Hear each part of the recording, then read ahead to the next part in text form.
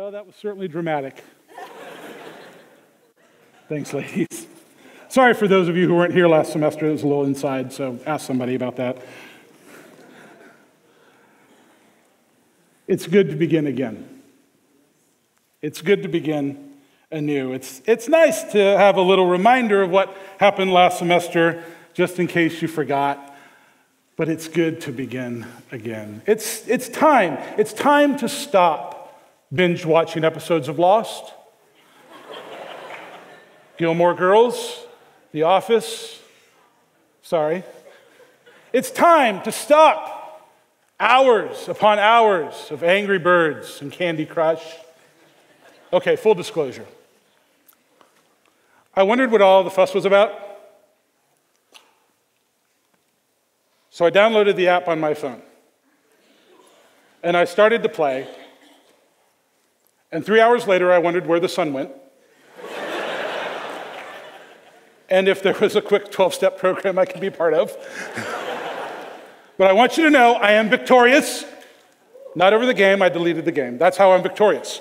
Because my goodness, that thing is addictive. So it's good. It's good to have a new start. It's a new thing. And let's be honest, some of us need a new start. Let's be honest, I need a new start. Last semester was rough. In God's grace, we get a new one. I had a friend in the dorms when I was a student. And this was, maybe you're this guy, maybe you know this guy. He's the guy who goes up and down the dorm hallway at the beginning of every semester and, makes a public covenant with God to everybody that he sees, that this is going to be the semester. That his wayward days are long behind him, and now he's going to be in class every single day, and he's going to get all of the assignments in on time, and he's going to pay his bill on time. Amen? And he's going to get all his reading done and not lie on confessional statements that his professors give him. And, well, you can sort of predict where the covenant went every semester. The first time he does it, I'm sure we were all very encouraging to him. It's possible I'm not remembering that right, but I'm sure that we were all very encouraging to him. Of course, the fifth time it rolls around, we're taking wagers as to when he's going to crack. Commitments are easy to make and hard to keep. And that's the struggle of the new day, the new time, the beginning again. Easy to make commitments, hard to keep. We go on making them.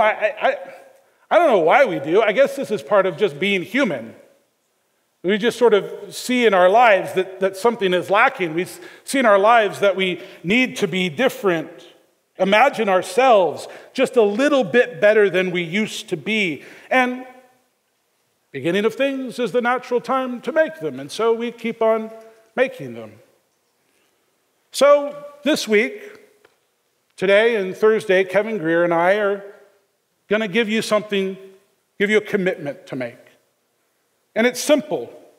It's something easy to comprehend. It's something very clear. It's something that might even be inspiring, might even be motivating, encouraging. Maybe it's something that you could write on the top of your journal and remember all semester long when things get hard and stuff starts piling up and it gets rough.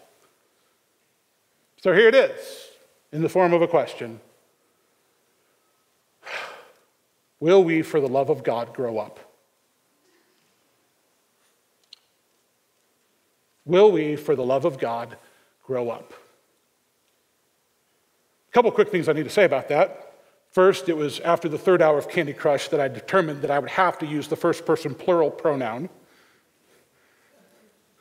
Secondly, a little slow this morning. Secondly,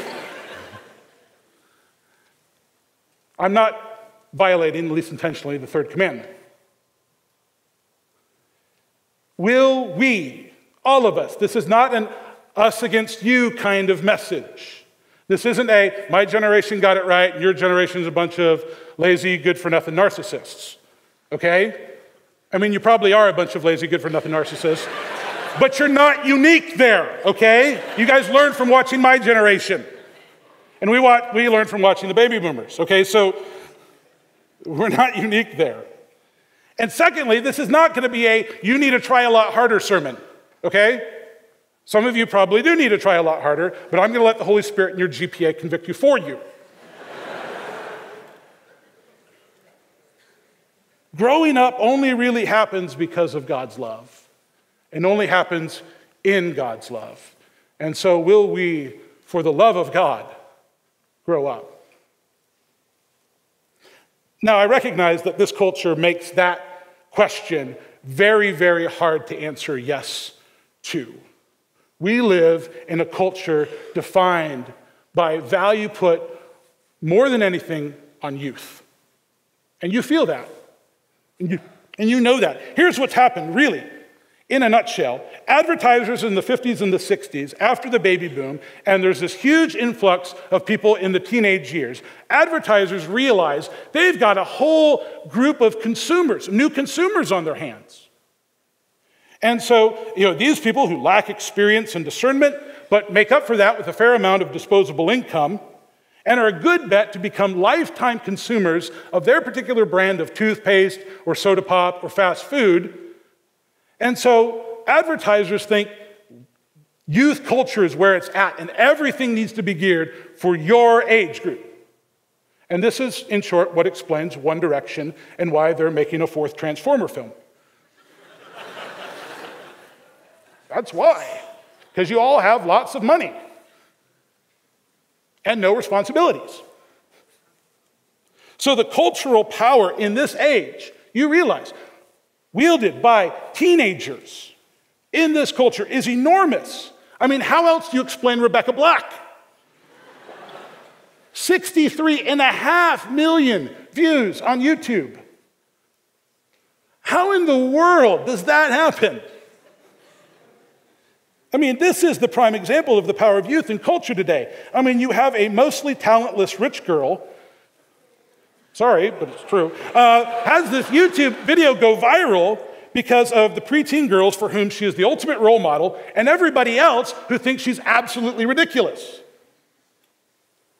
But whatever the matter, whoever is advertising in front of that video is making a lot of money these days. Now, picking on Rebecca Black's pretty easy, okay? Party and party. Okay. The reason that she matters is because she is indicative of an age in which no one seems to have the slightest bit of discernment, and all everyone ever wants to be is famous. And that's youth culture. T.S. Eliot, where is the wisdom that we have lost in knowledge? Where is the knowledge we have lost in information? Everybody's posting viral blogs on Facebook. I mean, that's all Facebook is now. It's the best of wisdom from yesterday afternoon. And somebody gets upset and somebody launches into some kind of tirade in the comment section, which leads to this entire free-for-all, the likes of which that James Earl Jones can't make sound intelligent, if you've seen those commercials. There's just too much out there. Heard the other day, 48 hours of videos get uploaded to YouTube every minute. Every minute, 48 hours of information. And no one has any wisdom to discern the value of any of those hours of information. And if there is anybody, nobody's listening to them. And so it's this YouTube video against this blog post, against this tweet, and in the end, does any of it matter? Even a little. And that's what happens in a culture that celebrates youth over wisdom and discernment. And that's the one thing that distinguishes youth culture in any generation, my generation, your generation, the generation before me. I mean, if you went back to ancient Sumeria, they had the same problem. The one thing that distinguishes youth culture is the celebration of passion over wisdom. I mean, if you listen to high school and college graduation speeches, you know I'm right. What is the message of every single high school and college graduation speech? You already know the right thing to do. It's right there in your heart. Just be true to yourself. And if it's in your heart, it can't be wrong. Feel free to attach any young adult novel message or Lady Gaga lyrics to that. If it's in your heart, it can't be wrong. As Thomas Berger wrote in his book, Juvenilization of American Christianity, pride has become self-esteem. Lust has become sexuality. Envy now channeled into initiative. And sloth has become leisure. Because that's coming right out of your life. It's coming right out of your heart. How can it be wrong? And if what's in your heart is always right, then you shouldn't listen to the doubters and the haters and the people who are just trying to tear you down. But lacking any discernment, any experience, any wisdom, passion by itself is a terrible reason to do anything. I mean, it's like when you see that couple that are getting married too quickly, and you see them say, well, neither one of you has jobs, neither one of you has money. What are you going to do when you get married? And they're like, oh, we're going to live on love. And you're like, no, you're going to starve on stupidity.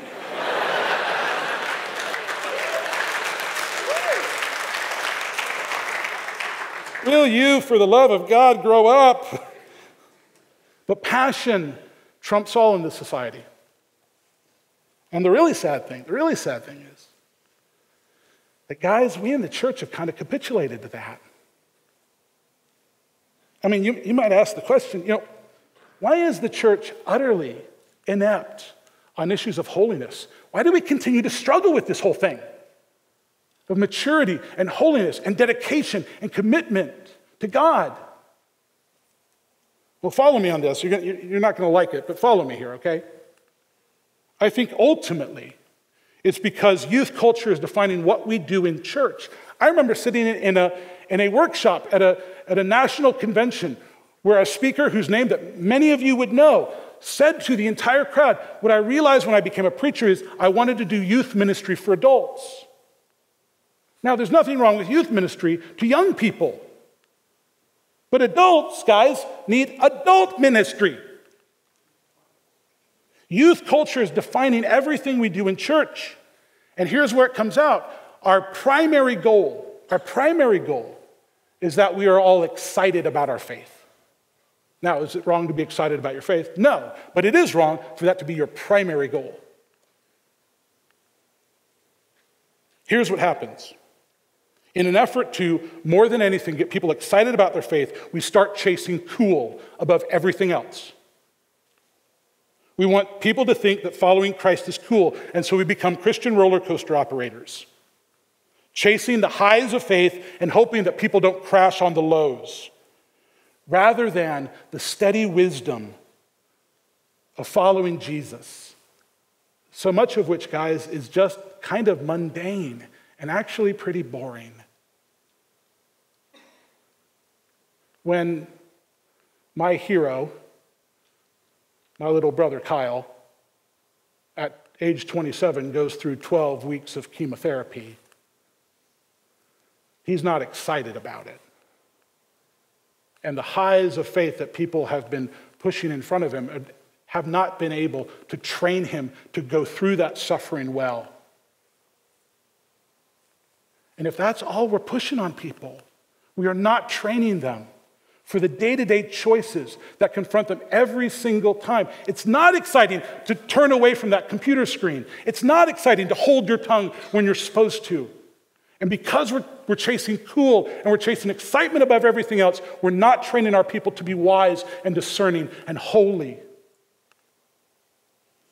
And so we value personalization, wanting to make sure that everything is to their liking, over repentance.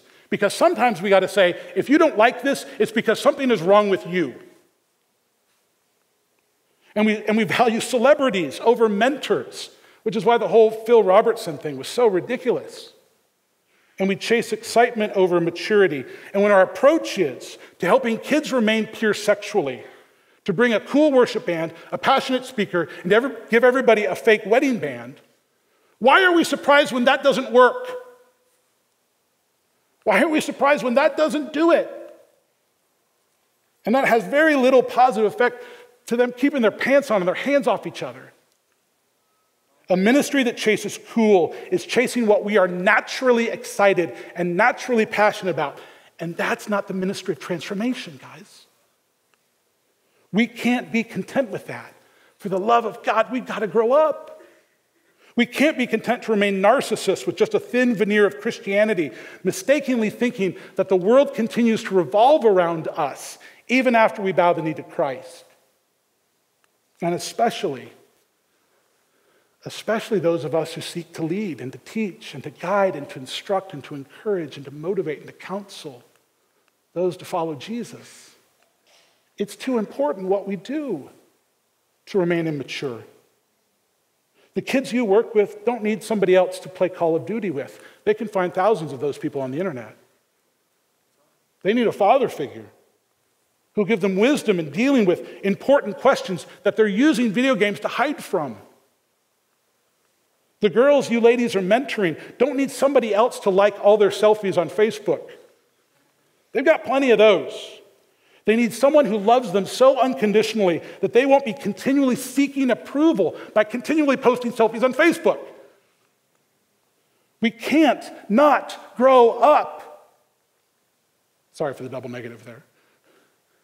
We can't not grow up. It's too important what we do. And so the Apostle Paul from prison to his young protege, Timothy, who he's handing his ministry off to, he demands that the ministry that he has is too important for what he's doing to remain some narcissistic kid forever. And so here's the command. 2 Timothy 2:22. 2 sermons. This series is brought to you by the number 2. Flee youthful passions and pursue righteousness, faith, love, and peace along with those who call on God from a pure heart. Paul's in prison here, and he may not be getting out. And in 2 Timothy, he implores Timothy, begs Timothy to take up his ministry, to not give way to fear, to not be ashamed to testify about Christ, but to guard what's been entrusted to him and to teach that thing that has been entrusted to him to other people who are reliable, who can then teach and train others. To be a worker who has no need to be ashamed, to preach the word at all times, no matter what the season. And the one thing that stands in Timothy's way to accomplishing all that Paul has for him, all that God has for him, is his immaturity. This is the only time in the entire New Testament that this word youthful is found. But in the intertestamental literature, it's used for men of marriageable age, okay? So this isn't for junior hires, this is for you.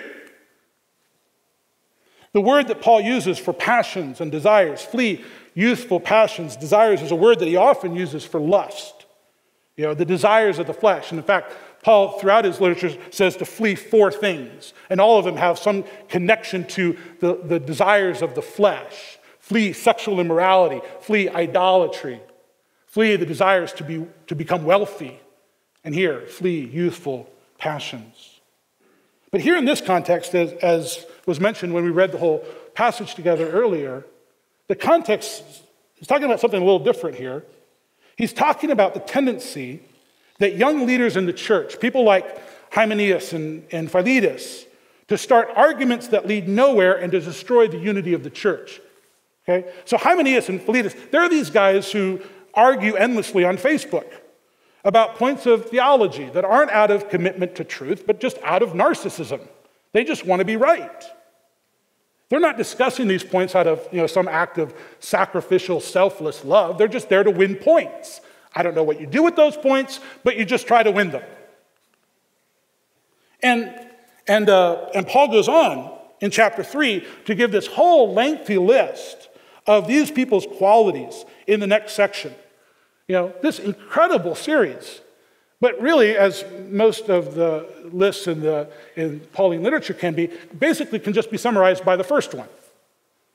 People will be lovers of self more than anything. Why can't people get a grip on their feelings of lust and addiction to pornography?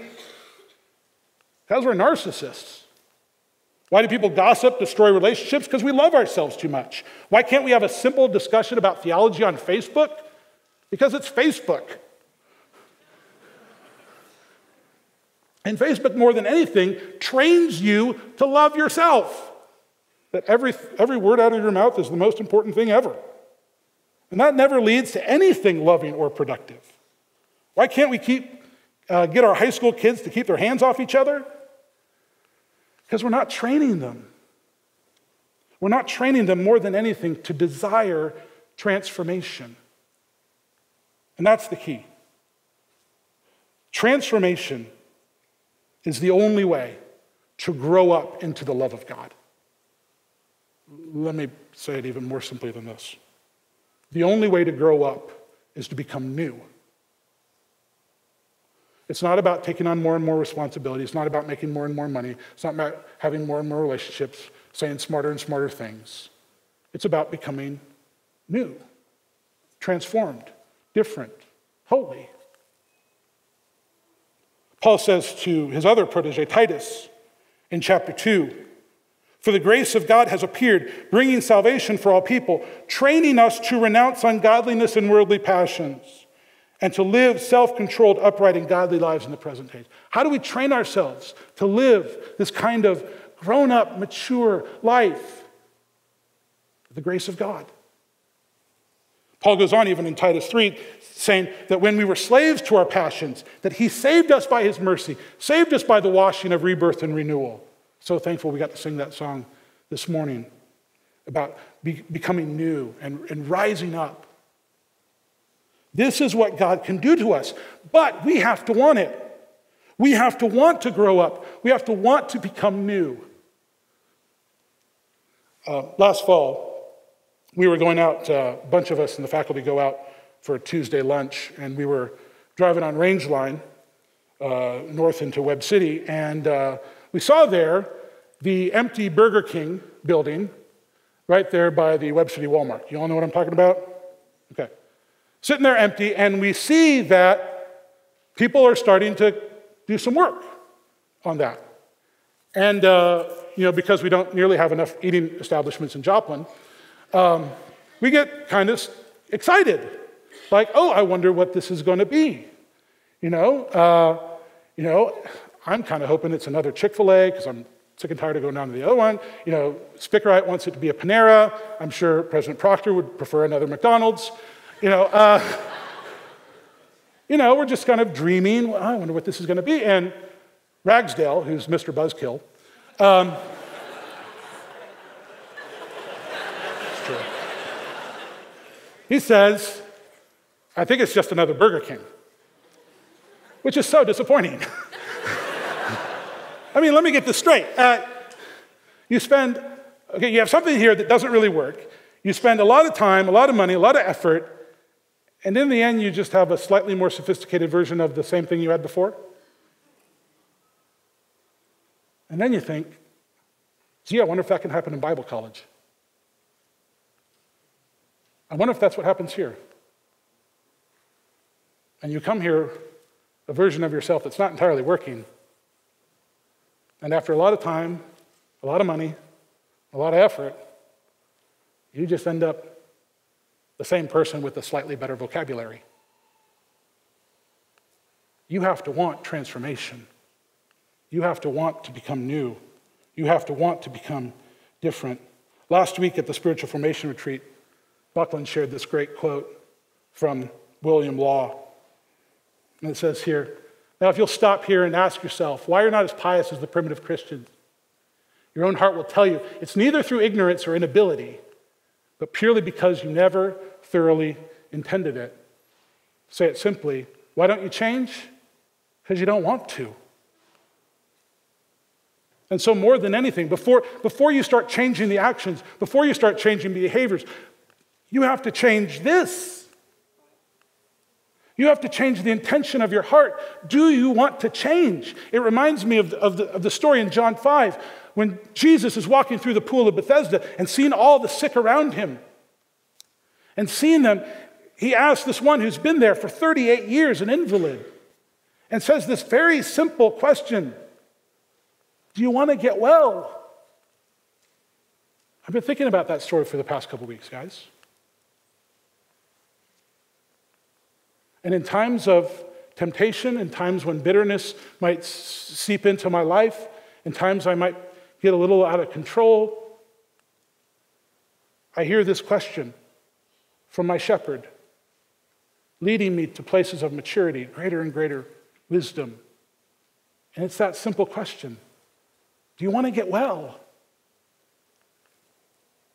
I mean, you might think that's kind of a strange question, but if you take a good long look at yourself, you too might find places of illness and disease, places of immaturity and pride, places where you just love yourself so much that you're not sure you can part with them. And so it's an apt question. Do you want to get well? Because Jesus is moving in this place.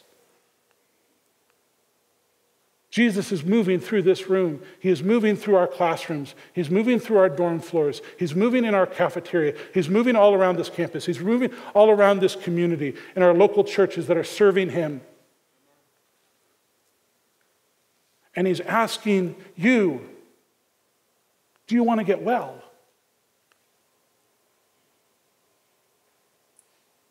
Will you be willing to give him your brokenness and your narcissism and your foolishness and your immaturity and ask him to heal and transform and bring us to the kind of maturity we need to have to bring that same kind of presence of transformation and wisdom everywhere we go? He is asking you. Let's stand. Let's have a benediction.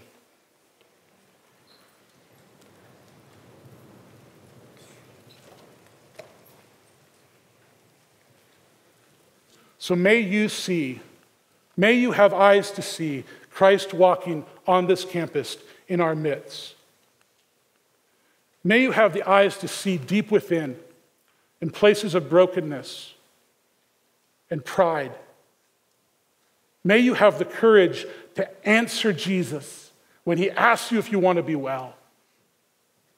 May you have eyes, may you have courage that you may become a vessel of honorable use in his kingdom. That you may be set apart as holy, that you may be useful to the master of the house, ready for every single good work he has for you. May his peace, may his power, may his wisdom be yours. Amen. You're dismissed.